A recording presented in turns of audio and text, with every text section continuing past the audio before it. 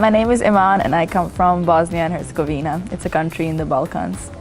Coming from Bosnia, where we don't know about this problem, people are not aware, moving to Prague made me realize that we have this huge problem and it's the biggest crisis the humanity has ever faced. And then we had some projects in school that were related to zero waste packaging or like being more sustainable when it comes to design, because that's our role as graphic designers. And that got me into changing some things in my lifestyle, like not using water bottles at first, not using plastic bags, then not using plastic, and just trying to buy more sustainable things.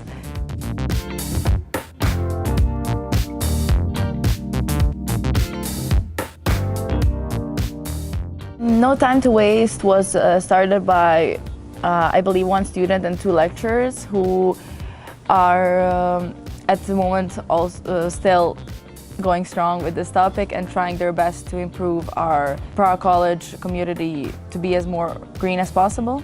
I think it's like really cool that we are doing this, trying to improve our recycling, trying to work on new projects like creating a compost in our patio. And my presentation and my impact was presenting what our group did. So me and my colleague, we were comparing our lifestyles. I think the main thing in my presentation was to raise awareness about how much plastic we're using. So we compared what he uses in a day and what I use every day on a regular daily basis. And his bag was full of plastic while mine was showing alternative materials like bamboo, so bamboo straw, bamboo toothbrush, or metal, or stainless steel, or a plant-based phone case, or things like that, that you put your money into it at once because it's more expensive, but when looking at it long term, it's so much better for the planet. And in the end, it comes down to also cheaper lifestyle for you. So I think that was the biggest highlight of my presentation, to show how you can live sustainably and easily.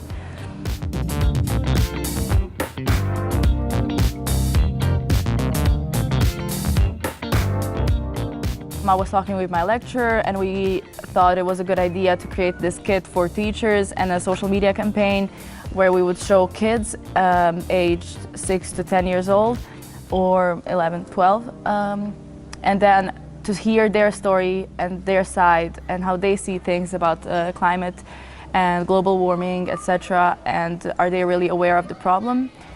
And then from there, I was talking to Alice, my school advisor, and I held the first workshop, I guess about a month ago, where I created like a poster which had 5 problems which we are facing.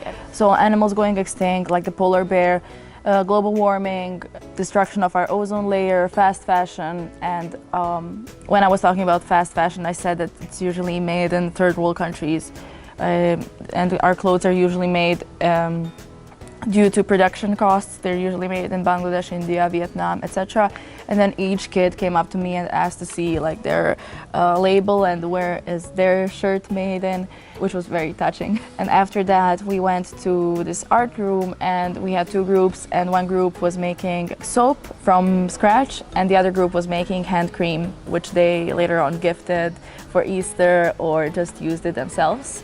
And then we had the reflection, and kids really enjoyed it, and it was just amazing to see how kids react to these facts and how they want to change their lifestyle immediately. And that was, I think, the biggest achievement of this project. I never worked with kids, and I was never around kids really, so I don't really know. You know, there's some people who can just talk to children and play with children. I just really can't, because I never did it. And then I was thinking, why did I take this challenge when I don't really know how to work with kids? And especially, I never gave a lecture before as well. And that was a huge challenge. But I guess kids are just normal people, like small, tiny human beings, and they're even more understanding and more curious, and it's beautiful to work with kids. They just want to know everything and experiment. But also, I guess, time management.